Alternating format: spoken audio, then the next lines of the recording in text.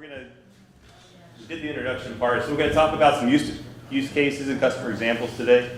We've got a couple of really interesting ones kind of teed up, but I think they're along the same lines. A lot of things we've already talked about, so it's going to just reinforce the same concepts we've already done today. Talk a little bit about some architecture and some best practices we see on how to implement Aerospike on AWS, and I'm going to back up with Taylor a little bit. He's been working on some new technologies for us there. We got some new benchmarks coming in with the Graviton and the i4i that we're going to share for you for the first time. I don't think our exec team has seen it because I had to go steal all the data from our performance team. So we've got some interesting takeaways from that. And just talk about our partnership a little bit. Okay. Over to you, Dan. Cool. So Dan Smith here. I'm on the advertising and marketing technology team at AWS. That means I work with ad tech, MarTech platforms, agencies, and increasingly our team is working with their customers. So on the publisher side with companies that want to monetize content, or on the brand side with companies that are looking to sell their products. So excited to be here and talk a little bit about how I see our customers using Aerospike. The most common use case is for user profiles and segmentation. We also see customers using Aerospike to support kind of real-time bidding workloads along with user profiles. It's things like campaign budgets, campaign parameters. We also see customers using Aerospike as a real-time machine learning feature store, and have large customers like Integral Ad Science using Aerospike to support their ad verification and fraud detection workloads. Now, what's really exciting about the advertising and marketing industry, and really ad tech in particular, is the scale and low latency that's demanded by the ecosystem. We have customers that are processing millions of queries per second, about 800, hundreds of billions of ad opportunities a day. And these are really read and write heavy workloads. And these are kind of all areas that we see Aerospike really excel. Ad tech data, the data's big. We're talking about terabytes up to petabytes of data deployed globally. So probably the best example we have of a customer using Aerospike, they're using it kind of a couple different ways to support these pretty significant throughput demands. So we have the Trade Desk is one of the largest ad tech platforms. They work with brands and agencies. And they're using Aerospike at the edge to power about 11 million queries per second. Those are ad opportunities. That's close to 1 trillion ads per day. And on top of this, they're also ingesting data from a bunch of customer data platforms, third-party data platforms, to the tune of about 30 million key value tuples per second. So it's just a ton of data on both the read side and the write side. And so the solution they came up with was to split their databases up into kind of a hot cache and a cold cache. And so the data we're talking about here is it's essentially an anonymous user ID that corresponds to a device with a laptop, a cell phone, roughly to a person. And attached to those UIDs are segments. And those segments can indicate things like demographics, gender, age, or affinity for a certain product. And that's really the data that advertisers use to target their marketing campaigns. So on the hot cache side, the Trade Desk is essentially storing all the UIDs that are active in a given region, and all the data elements that are associated with those IDs. Millions of times a second, as I highlighted, they're matching a UID on an ad opportunity to the list of segments that apply to that UID, and then running that across all the campaigns that are active in their platform to decide which campaigns bid and how much to bid. Now at the same time, on the cold storage side, this is where they're really buffering that hot cache. They're ingesting data from all their partner data platforms, from their customers, and they're really using this as a system of record to push out updates to the hot cache. They're also running all their internal back-end customer analytics on this cold storage.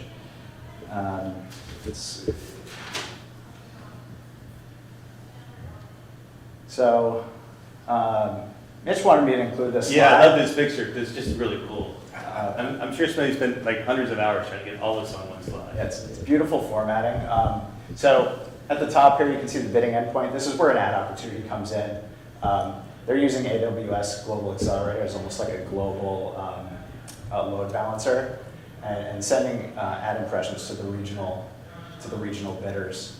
And you can kind of see where the Aerospike database plugs into the back end. And that's the edge use case here. And on the data ingestion endpoint, this is where all the partner data is coming in into the cold storage data servers, and then kind of feeding that real-time Aerospike database.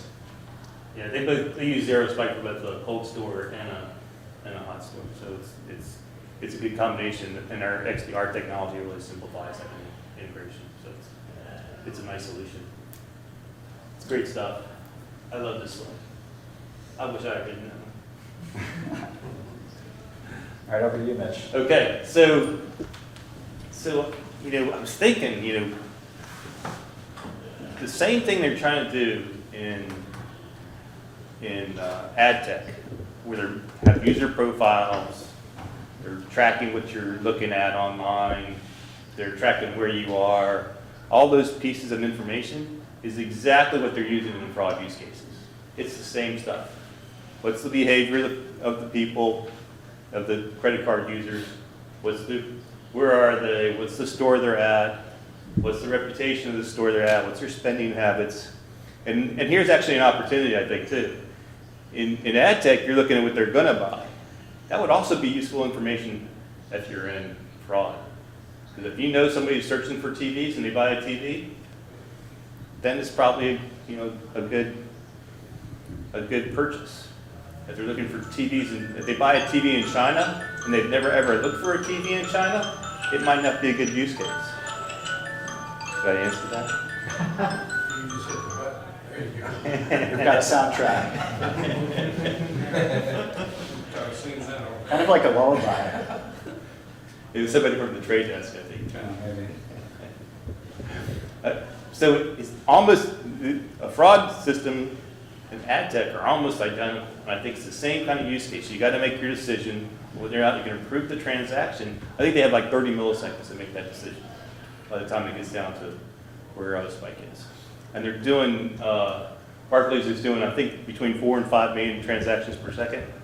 They're making decisioning on, and they're on AWS in Europe. They got, I think, a 28 node thing last time I checked with them, and it's really performing well for them. So it's enabled them to scale out, because they had a lot of problems with their internal structure, to enable them to scale out. So AWS has been a great resource for them to scale out and do the things they want, and they continue to scale pretty rapidly. So next slide. That takes us to what we're seeing with Nustar. Now, Nustar just provides data, and they provide this data, the user identity data, almost the same thing that the trade desk has. They provide this as a service to other DSPs. So they're providing this as a service to lots of, not only DSPs, but they also provide the same kind of information to the fraud industry. So the same data, they're tracking your clicks, and they're tracking all your user profile information. They're doing exactly the same thing. They sell this data to the DSPs, but they also sell it to the banks. And because of the latency solution, one of the new things that they're doing with Nustar is they've actually taken that data and they sell it to companies who can put it now in AWS as a service, so that now you have that data closer to their architecture in their own VPC, and they can use that data more rapidly. So that's a great kind of new thing. They're just moving the data out, and we provide that as a service to Nustar, who's then providing that to their customers. So that's a whole new business model that we're seeing, that pushing that data out all over the world. And again, you know, Nustar is tracking 220 million people, $11 billion daily updates, same kind of scale, same kind of thing as ad tech, but this is actually an ad tech provider and a risk source. Okay. And so next slide. So a couple best practices, and this is kind of what we've learned over the last few years in implementing through our ACMS team. And what we do is we implement in 3 different zones, availability zones within a region, and we implement the same architecture in every availability zone. So if we had 3 nodes in there, one in the east, west, and east, well, this is west, 1B, 1C, right? So if we're in that region, we'd put 3 zones up, and then we would put the same nodes in each of the region, in each of the zones, availability zones. And in that VPC, we lock it down. We don't put anything else in that VPC. Just what we need for Aerospike, right? And we actually, we shut it down because we don't want anybody getting in there messing with the data. We want to lock down the data. And we feel like it's the best practice. And then what you'll do with your applications is put that in another VPC. And then the clients will go will map to the AZ that they're already associated with. So you're pulling the data out of the same AZ. If you're in West 1A, you go to West 1A and the AZ. So you have clients that are mapped parallel, but they're in a different VPC, and that enables you to secure your system better. Right? And then we actually set up another VPC for our management plane. And so you might have your Grafana out there, or any other tools that your Datadog, whatever tools that you're using to manage your overall plane. And that keeps operations team out of your data, and it keeps your clients out of your data. Does that make sense? All right, so the next slide. So then what happens when we want to do multi-region? So we want to have the last case enable us, if one availability zone goes down, we still have 2 availability zones up, everything keeps working perfectly. But, has happened, a region may go down. So this kind of architecture will provide you a resiliency for a region. And this one in particular, this one's using XDR, but you can also use a stretch cluster that goes across multiple regions. And in this thing here, each region replicates the same pattern that we showed before, where we had 3 availability zones. We separate out all the management plane. You might have a management plane, you might have multiple management planes to provide the redundancy. But you then do that. This architecture is a little special in that they have kind of maybe an edge and core kind of relationship here. But you can structure it any way you want with XDR and that technology. Okay. Cool. So now we're going to talk about a benchmark that AWS, Aerospike, and Intel collaborated on last year to test the performance of Aerospike on AWS. So what we have here is the benchmark is intended to mirror an ad tech workload. A 1 petabyte user profile database, very similar to the Trade Desk hot cache example we discussed earlier, and a 1.5 terabyte campaign management database, things like campaign budgets and targeting parameters. So this benchmark was set up on a 20 node i3 EN24XL instance cluster. And we'll talk a little bit about the difference between instance performance later. But in test 1, user profile information was set up as read-only, and the campaign data was set up as a 50-50 read-write. And so those 2 workloads will run at the same time. What we saw was Aerospike perform 5.2 million transactions per second, 100% of them below 1 millisecond latency. In test 2, the benchmark adjusted the user profile load to 80-20 read-write, and we still saw close to 4 million transactions per second, 100% of the reads less than 1 millisecond, and 99% of the writes less than 1 millisecond.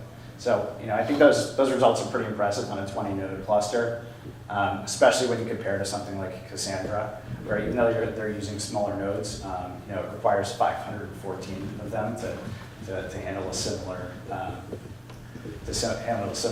workload. And what that means is a 73% cost reduction by using Aerospike. Yeah. It's pretty compelling.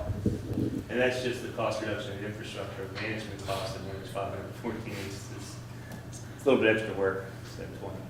Yeah. Pretty compelling story. Okay, so I stole this slide from Srini, and he already talked a little bit about our, you know, we're coming out with Graviton later this year. I'm not going to give him a date, but this is your slide, Srini, don't get mad. It's due the third quarter of this year. Third quarter this year. And so we are, you know, we've done some preliminary tests. I'm going to share those results in a second. But, you know, it not only gives us a performance improvement for certain kinds of workload, but it also reduces the footprint, that the eco footprint. So it really reduces, provides lower energy savings, which is a big thing with a lot of our clients these days. And especially as I think there's penalties going in if you don't reduce your zero carbon footprint. So all this will help a lot of our customers reduce their carbon footprint. And so it's something we should be tracking, and something that we want to, as a company, start to invest in how we track and manage that. We're actually saving the environment a little bit. Yeah, we actually, so you know, I think you guys are working on Graviton too, but we announced Graviton 3 at reInvent this past year, Yeah. which is actually 25% more price performant than in Graviton 2, and it's like 60% more energy efficient than a comparable x86 instance. So it's a pretty great story. Yeah, that's great stuff. Pretty exciting. Helping save the world in other ways that performance is scale. All right, so let's just share some of the performance metrics that we got. So on the i3EN is probably the most popular AWS instance type we use. And for comparison purposes, I just scaled it up to the largest one. So the i3EN 24x large was actually what was used in the petabyte scale study.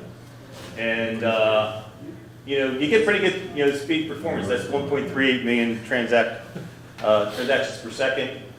You know, that's a pretty good load for just one i3EN 24. And what you can see is it has a certain memory and a certain storage. And the storage really on the i3EN, if you're storage constrained, you got to do a petabyte. That's where you want to go. But most of our customers don't need a petabyte. They're probably around 200 to 300 petabytes. But they have to go there in order to go to that size in order to hit their IOPS, because we really size, our number one thing that we size for is IOPS. So when we're saying how many systems you need, the constraint is IOPS per second, right? And so, you know, that's kind of our go-to for large size, but a lot of people aren't using 80% of that data. They just have it for their IOPS. If their memory, if it's a high memory load, they got secondary indexes and stuff like that, probably the next most popular instance type is the R5D.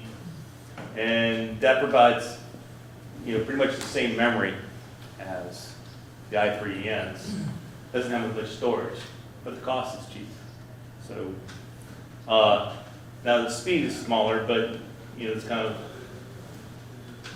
works out pretty much the same, but it gives you better memory. So we generally use this when we have a memory constraint. Now, i4i is the latest thing. They just came out with GA, just a couple weeks ago? Yep. So now, with the i4i, we kind of worked together with them on this a little bit, and they built it for us. And you'll see that we get 1.78 million transactions per second on the i4i. So the IOPS are better, and the cost is better than the i3EN. Yeah, it was really designed for this kind of database, and it actually features an AWS designed hard drive or SSD. Right, the Nitro, yeah, Nitro. So yeah, we're excited about this, especially in the context of Aerospike. Yeah. Now, it has a little bit of storage. Like I say, most of our customers are not storage constrained. They're IOPS constrained. So it's a better cost benefit for most customer use cases. And so that's a great Great tool if you don't need the extra storage that the i4 3 has.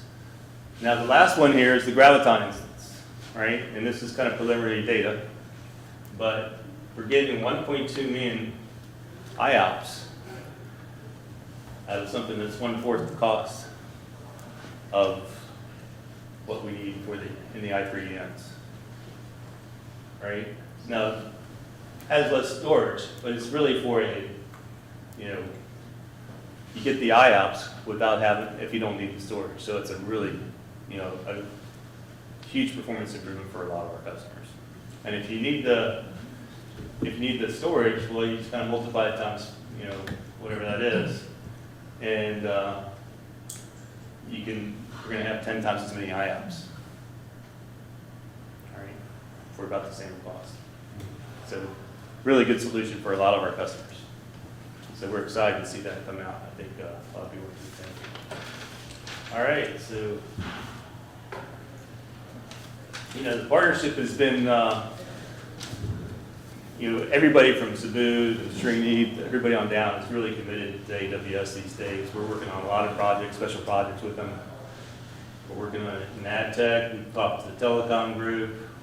It's pretty much just like how Aerospike evolved. We started in ad tech, and kind of went to telecom, and now we're talking about infin services. So we're partnering in all these 3 ecosystems, and I think that's going to really, really work out for all of us.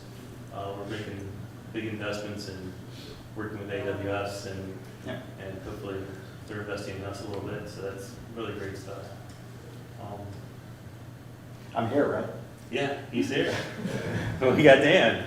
Yeah, and we're really excited. I think we've made it really easy for customers too with things like the marketplace and quick starts, which I think we were going through in the last session. But it's really easy to kind of deploy an Aerospike cluster. I think you were telling me a story about someone spun one up in an hour.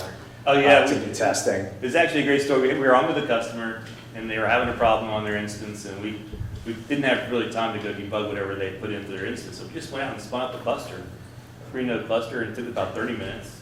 And we were able to start debugging it in a known environment.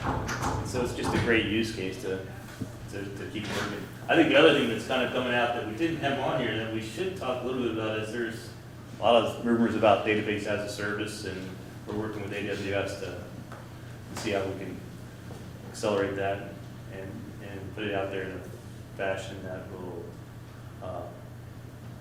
work with AWS really well. So we're excited about that as well.